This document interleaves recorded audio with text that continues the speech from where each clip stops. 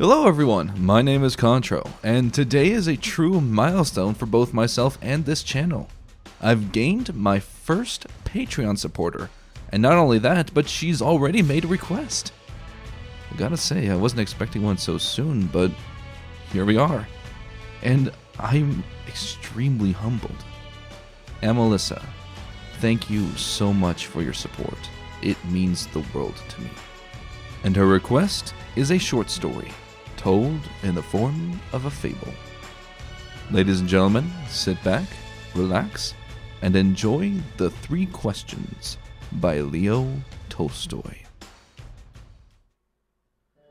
It once occurred to a certain king that if he always knew the right time to begin everything, if he knew who were the right people to listen to and whom to avoid, and above all, if he always knew what was the most important thing to do, he would never fail in anything he might undertake.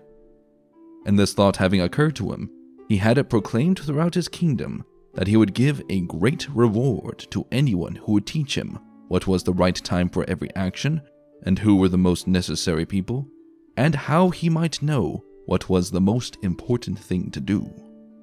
And learned men came to the king, but they all answered his questions differently.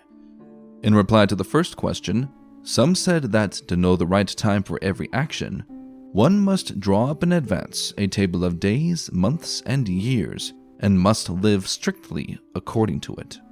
Only thus, said they, could everything be done at its proper time. Others declared that it was impossible to decide beforehand the right time for every action, but that not letting oneself be absorbed in idle pastimes, one should always attend to all that was going on, and then do what was most needful.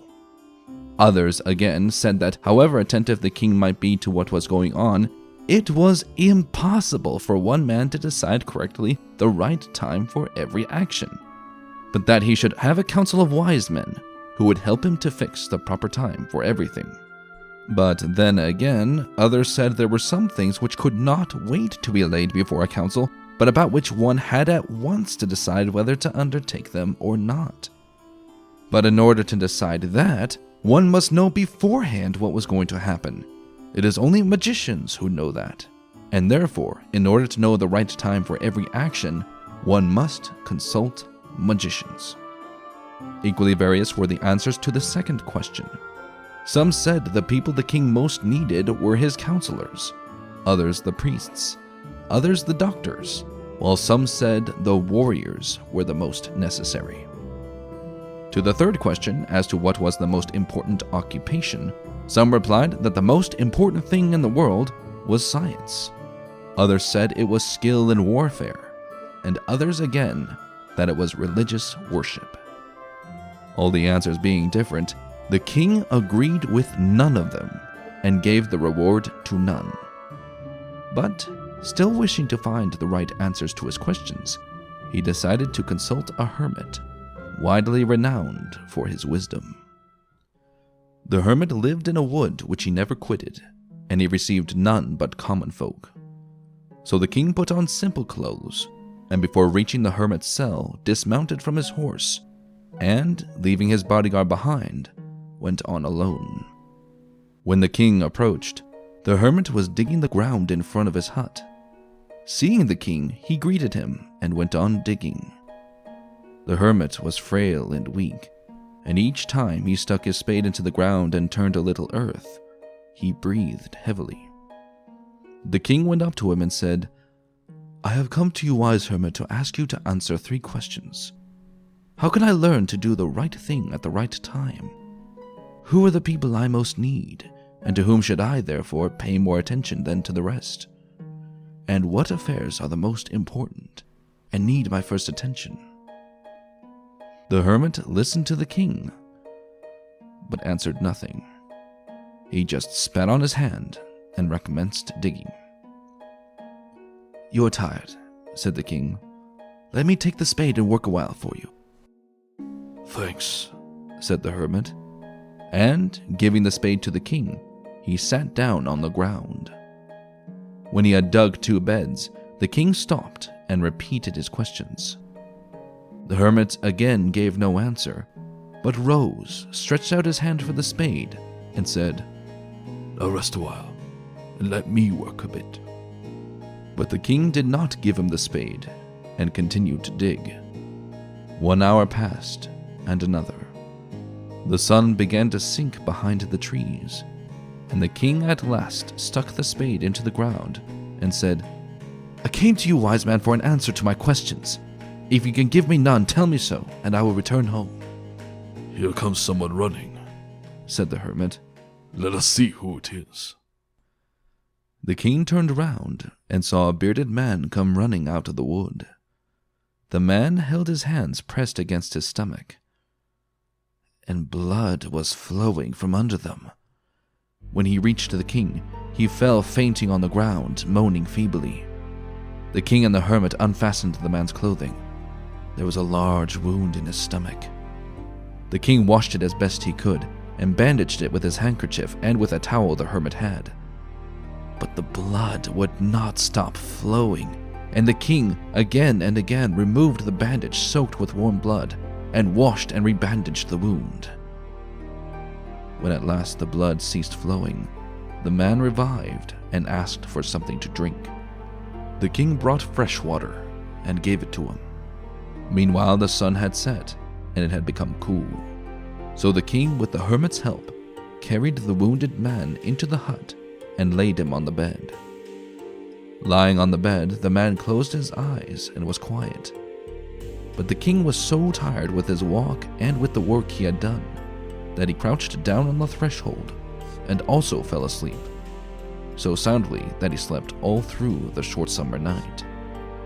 When he awoke in the morning, it was long before he could remember where he was, or who was the strange bearded man lying on the bed and gazing intently at him with shining eyes. "Forgive me," said the bearded man in a weak voice, when he saw that the king was awake and was looking at him. "I do not know you, and have nothing to forgive you for," said the king. "You do not know me, but I know you. I am that enemy of yours who swore to revenge himself on you, because you executed his brother and seized his property. I knew you had gone alone to see the hermit, and I resolved to kill you on your way back. But the day passed and you did not return, so I came out from my ambush to find you, and I came upon your bodyguard, and they recognized me and wounded me. I escaped from them, but should have bled to death had you not dressed my wound. I wished to kill you, and you have saved my life. Now, if I live, and if you wish it, I will serve you as your most faithful slave, and will bid my sons do the same.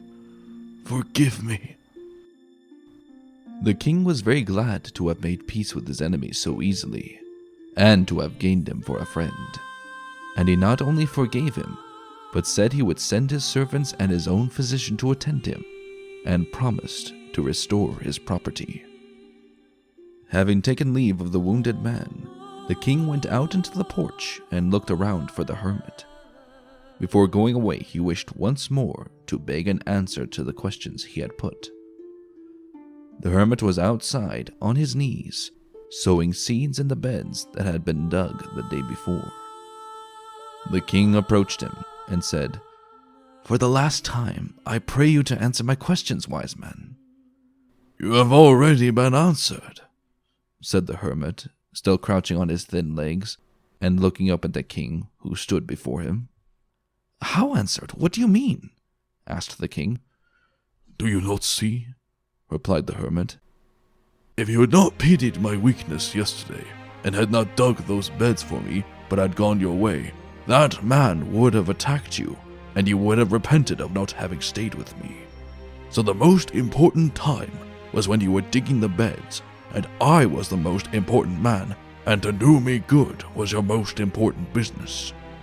Afterwards, when that man ran to us, the most important time was when you were attending to him, For if you had not bound up his wounds, he would have died without having made peace with you. So he was the most important man, and what you did for him was your most important business. Remember then, there is only one time that is important. Now! It is the most important time because it is the only time when we have any power. The most necessary man is he with whom you are, for no man knows whether he will ever have dealings with anyone else. And the most important affair is to do him good, because for that purpose alone was man sent into this life.